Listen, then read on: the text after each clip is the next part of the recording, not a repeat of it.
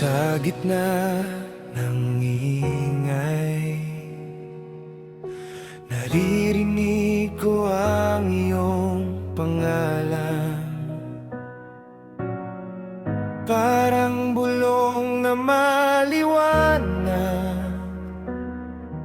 sumasalo sa aking takot.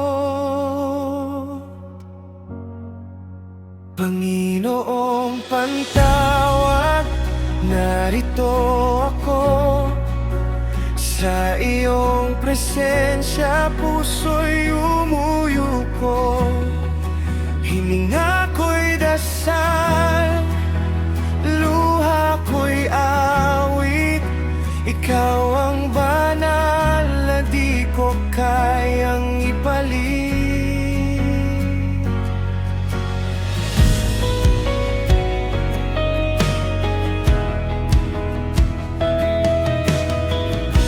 Kapag ako'y naliligaw,